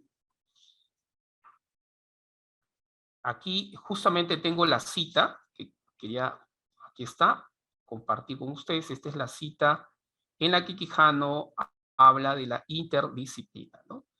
Eso quiere, y ya voy a terminar con, dice, eso quiere decir ante todo que no es válido ni fecundo pretender la formación de sociólogos solamente sociólogos, ¿no? Antropólogos solamente antropólogos, economistas solamente economistas. La exigencia consiste en tratar de formar hombres de ciencias sociales con una formación básica lo más integrada posible, capaces no solamente de conocer y manejar los resultados de las investigaciones de otras disciplinas, sino también manejar sus enfoques y sus instrumentos metodológicos si es necesario. Entonces, hay una tradición, dice Quijano, anterior, que aún está vigente, que no permite que se realicen trabajos y colaboraciones interdisciplinarias en las ciencias sociales, en San Marcos, señala Quijano. ¿Okay? Bien, consideraciones finales, ¿ya? Pues somos conscientes, ¿no?, del gran interés que despierta la obra del sociólogo peruano Aníbal Quijano, sobre todo de su última etapa. Sin embargo, estamos olvidando que el complejo e inadvertido movimiento de sus reflexiones se fue gestando desde los años 50 y 60. Es en este contexto que el primer Quijano desarrolla intuiciones, descubre conceptos, formula críticas y expone argumentos que reflejan un pensamiento teórico, social, prefigurador y potente. Entonces, bueno, me refiero, claro está, a lo que habíamos ya señalado, el uso de la noción marxiana de ideología como herramienta de crítica a la orientación colonial imperialista de las ciencias sociales, Norteamérica centristas, y en segundo lugar, me parece que esto es fundamental, el descubrimiento de la noción marxiana, saint-simoniana de totalidad social. ¿Okay? Bueno, aquí está la bibliografía del trabajo.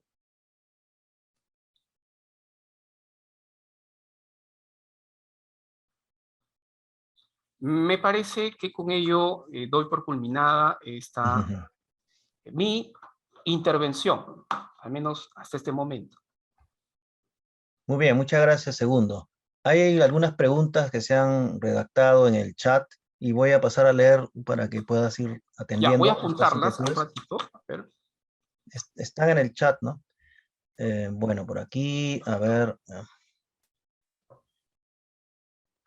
Bueno, hay varias intervenciones, comentarios. Bueno, aquí, a ver si empezamos por aquí. Octavio López pregunta, ¿podríamos hablar de estadounidense centrismo? Dice. Bueno. Después alguna otra pregunta. Por aquí voy a leerlas. Bueno, aparte de Antonio Romero, dice norteamericanocentrismo, etnocentrismo, eurocentrismo fueron parte de una primera mirada antropológica de las relaciones mundiales de poder en Quijano antes de hablar de imperialismo y dependencia. Bueno, es un comentario, ¿no? No es una pregunta. Y por aquí me dice Antonio Romero, continúa, pero el eje de todos los desplazamientos del pensamiento de Quijano fue el tema del poder. Bueno, esta es una afirmación también de Antonio. Daniel Yepe dice, para Quijano, esta es una pregunta más directa, dice, ¿lo ideológico es contrario a lo científico y por qué? ¿No? Lo ideológico es contrario a lo científico y por qué. Antonio Romero continúa, otro comentario, ¿no? Es necesario aclarar que Quijano, bueno, acá es una afirmación que hace Antonio, ¿no? Es necesario aclarar que Quijano no se acercó a Marx a través de Mills. Bueno, continúa, Antonio es muy participativo. Antonio Romero dice, Wallerstein promovía la constitución de una ciencia social histórica, véase impensar las ciencias sociales, ¿no? Wallerstein promovía la constitución de una ciencia social histórica, véase impensar las ciencias sociales. A eso se refería Germaná por unidisciplinariedad. Bueno, sigue comentando y afirmando, ¿no? La primera etapa fue la más académica en la formación del pensamiento de Quijano. Bueno, ahí finaliza sus comentarios, afirmaciones, ¿no? Participación. Bueno, no sé, segundo, por cuál quisieras empezar, porque en verdad son varios aspectos, ¿no? Ok. Aunque más Algunos comentarios, segundo, sobre estos comentarios y una pregunta, creo, más directa que hay, ¿no? Ok, sí, los he copiado y vamos a comentar incluso los comentarios, ¿ya? Eh, También la pregunta, ¿no? ¿Lo ideológico es contrario a lo sí, científico y por qué? también. Eh, Bien, sí, López, hola, bueno, López lo conozco, es un amigo, un investigador mexicano que también investiga la obra de Aníbal. Y bueno, López, yo creo que podemos plantear diferentes lecturas, ¿no? Lo importante es justamente plantear hipótesis de trabajo. Lo que yo estoy haciendo es una hipótesis de trabajo y es parte de una lectura que puede ser discutible, ¿ya? No sé en qué medida esto podría adecuarse a, digamos, el pensamiento de Aníbal, ¿no? Porque de repente podríamos ser un poco más, no sé si rigurosos, pero sí un poco a veces quisquillosos. No lo digo por tu persona, me explico, a ver, ocurre que a veces, y esto es que el libro que comenté que ya se ha publicado, ya está recibiendo algunos comentarios, observaciones que algunos amablemente ¿no? me comunican. Y entonces surgen observaciones del tipo, por ejemplo, en este texto, la imagen saint-simoniana de la sociedad industrial, Quijano está leyendo a Marx. En realidad, la importancia del texto es la lectura que Quijano hace de Marx, ¿no? Y al mismo tiempo están olvidando algo, es decir, si destacamos ese aspecto, que yo no voy a negar, es decir, Marx, ojo, yo no he señalado, y diré, yo no he señalado que Quijano comience a leer a Marx o lea a Marx a través de Mills. En los textos que yo he mencionado, por supuesto de que sí. Es decir, Quijano tiene una lectura filtrada, lo cual no significa que Quijano no haya leído a Marx y Engels, porque ya los está leyendo.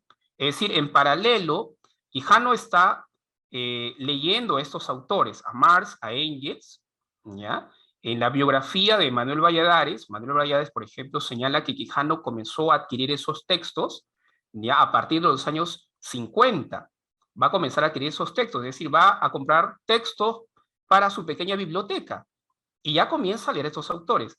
Pero ahí hay que establecer una diferencia muy importante, ¿no? Que yo conversaba también con el profesor Guillermo Rochabrún.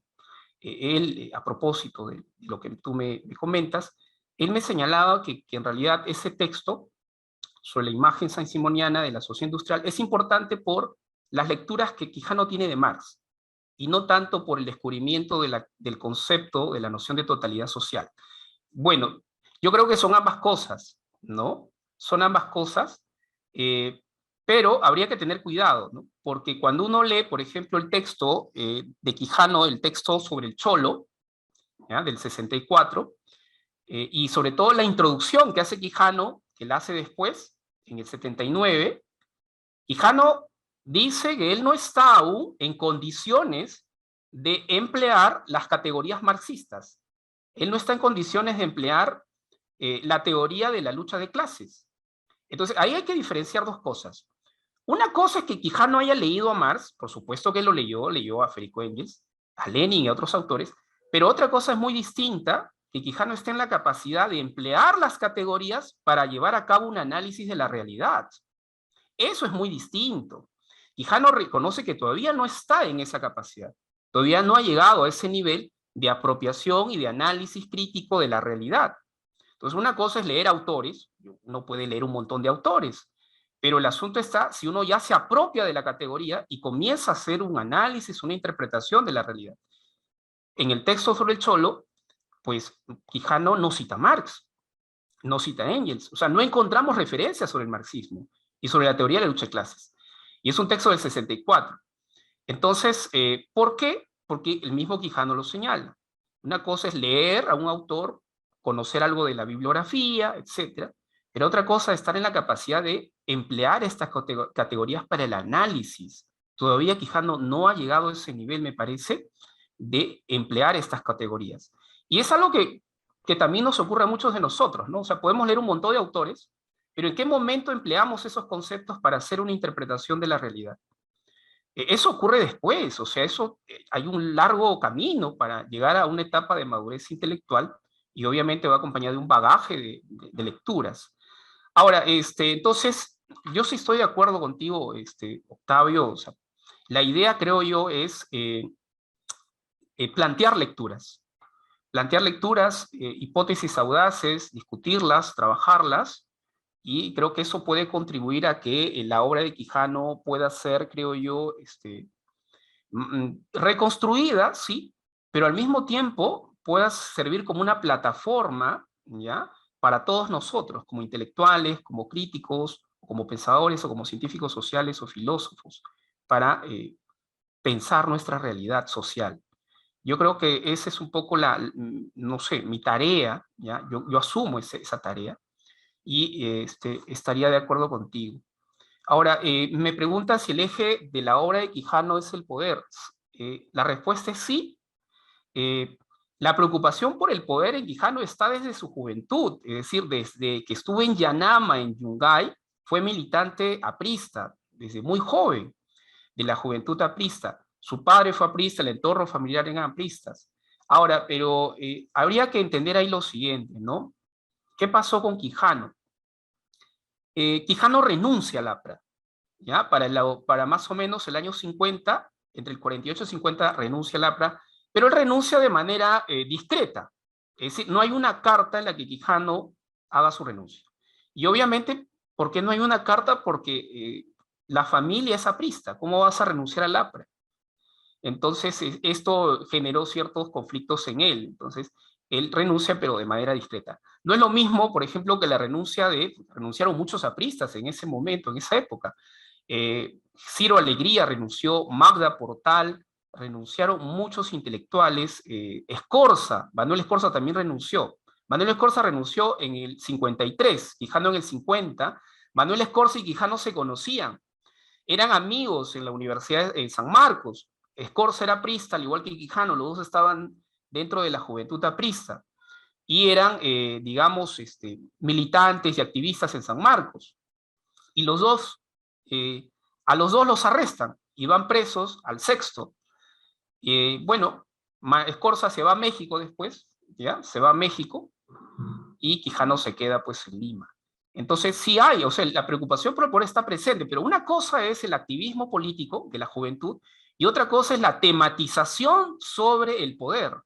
La tematización, eso es el resultado de un trabajo intelectual y eso es algo que podemos percibir, creo yo, me parece, a partir de los trabajos que Quijano va a plantear, sobre todo en esta subetapa que yo denomino sociología y la dependencia, es decir, la etapa dependentista de Quijano. Y por supuesto, con mayor, digamos, énfasis, esto aparece con la publicación de la revista Sociedad y Política y la participación de Quijano en la comunidad autogestionaria de Villa El Salvador. Ahí estamos ante otro Quijano que sí, ya la preocupación por el poder deja de ser una preocupación meramente teórica, ¿ya? Que no abandona, claro está, sino que se convierte ya en un compromiso social y político, ¿ya? Por sobre todo, esta experiencia en Villa El Salvador. Y eso uno puede leerlo a través de la revista Sociedad y Política, ¿no? Entonces, el eje del poder, la preocupación por el poder, atraviesa toda su obra, su vida y su obra. Eso es cierto. Lo ideológico es contrario a lo científico. Esto es algo sumamente interesante, ¿no? Porque cuando hablamos de ciencia, ¿qué concepción de la ciencia está asumiendo Quijano? ¿Ya? ¿Qué concepción de la ciencia? Quijano no es un cientificista, no es un positivista.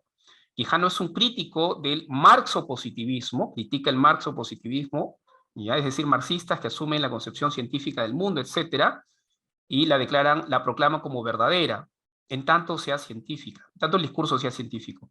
Yo lo que percibo aquí, no hay una definición explícita de lo que Quijano defina o considere como científico, pero lo que está claro es que Quijano también está provisto de un rigor metodológico. Es decir, Quijano Por ejemplo, cuando evalúa la propuesta de Mariátegui y Haya de la Torre y los sociólogos, incluso Quijano hace una reconstrucción de la sociología en San Marcos y en el Perú, una breve historia, y critica a estos intelectuales de especuladores. En el caso de muchos de estos intelectuales solo se quedaron la interpretación, pero esa interpretación, esos conceptos y esa teoría no tenían, una, no tenían una contrastación, es decir, eran ajenas a la realidad en muchos casos. Eran especulaciones audaces y atrevidas, pero no tenían un correlato con la realidad. Yo creo que Quijano está pensando que toda teoría social, toda teoría científica tiene que tener un correlato con la realidad. Y tiene que sujetarse a criterios, incluso él habla de criterios empíricos, criterios verificacionistas. Quijano habla en esos términos. Entonces, critica la mera abstracción, especulación de los científicos sociales y considera que estas teorías tienen que aterrizar en la realidad y obviamente tienen que tener como punto de partida las tendencias, las contradicciones de la sociedad.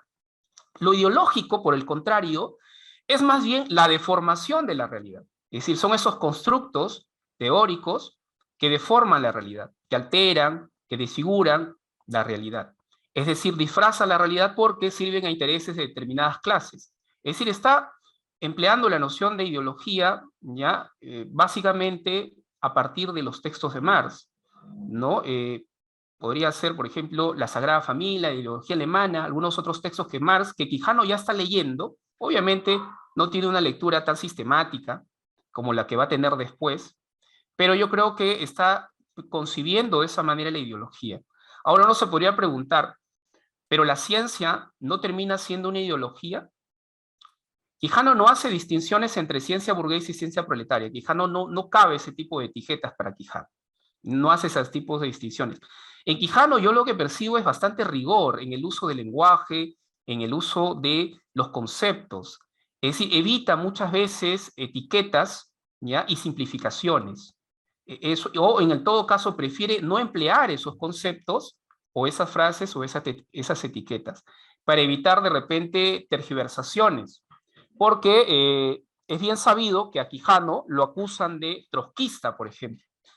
En esa época es acusado de trotskista, cuando Quijano no era trotskista. La etiqueta de trotskista se la ponen los estalinistas, y siempre Quijano, o sea, durante muchas décadas, Quijano era considerado como trotskista.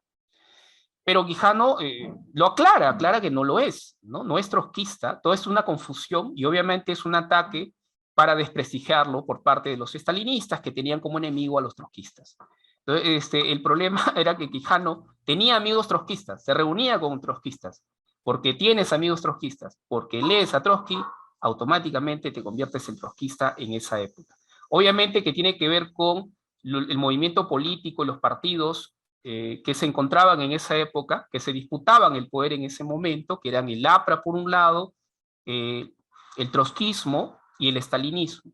Y Quijano dejó el APRA, no era estalinista, entonces si no eres aprista y no eres estalinista, entonces solo te queda el trotskismo, pues, la única opción. Entonces eres trotskista en esa época, en ese contexto. Quijano entonces no se acerca a Marx, como lo dije, yo creo que Quijano se acerca a Marx directamente leyendo sus obras y también a través de Mills. Y sobre la unidisciplinariedad, sí he leído el texto que señalas, justamente por eso lo comentaba, la unidisciplinariedad.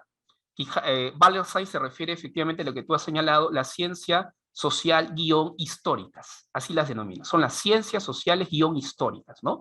Y ahí señala una serie de pautas que es muy interesante, ¿no? Pero esas pautas no las comparte Quijano, o sea, explícitamente Quijano comparte las pautas, por ejemplo, la diferencia entre el pasado y el presente, ¿no? Hacer una distinción, la historia es el estudio del pasado, y Wallerstein señala que no. Esa dicotomía entre el pasado y el presente para definir la historia es un error, por ejemplo, ¿no?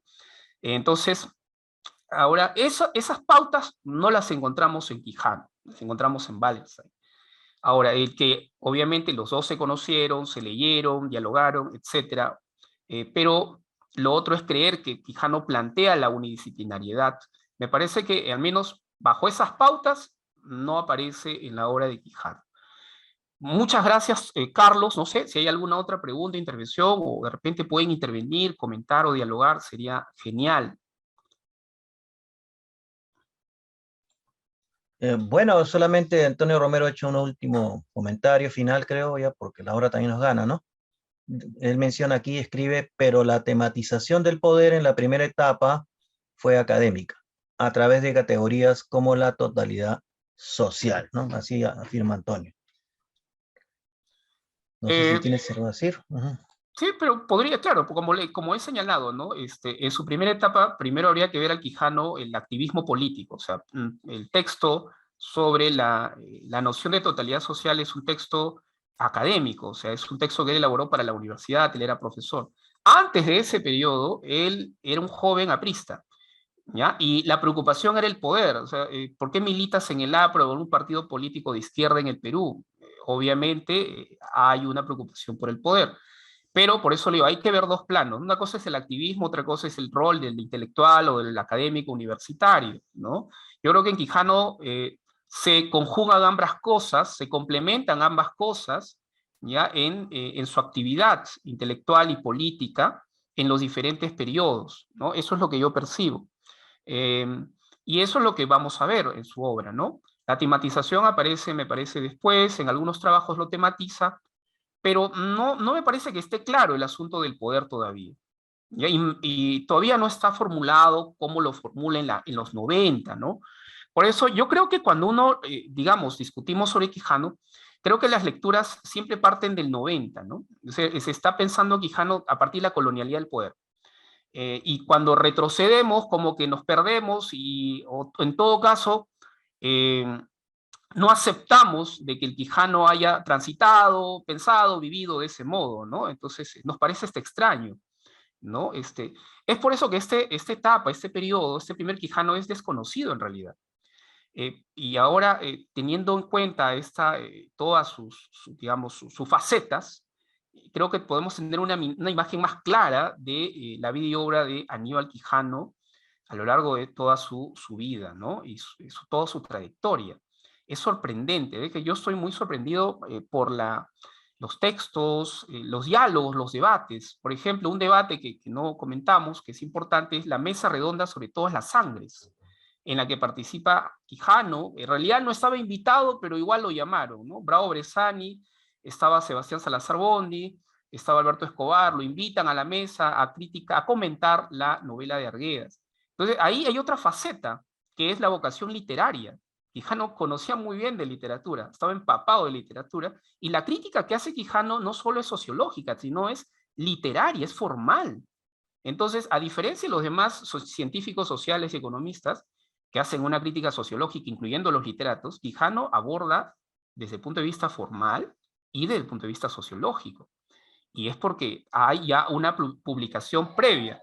Y con esto termino, ¿no? Para el año 1957, Quijano compila cuentos, narrativa, y publica los mejores cuentos americanos, ¿no? Este librito, Los mejores cuentos americanos, es una antología que Quijano publica en el año 57 y está acompañada de una pequeña advertencia, ¿ya? De una pequeña advertencia. Pero se anticipa al boom. Es decir, los que están aquí, los que reúne aquí, van a ser justamente parte del boom. Y Quijano ya conoce, ha leído, entonces aquí hay otra faceta de Quijano totalmente desconocida. Es por eso que también por ahí mencioné este artículo sobre la poesía y la praxis, que también es sumamente potente y revelador. Es decir, la literatura, las ciencias sociales no están divorciadas, para Quijano no lo están. El análisis científico-social tiene que, ojo, tiene que estar acompañado también del análisis o de una perspectiva estética, literaria.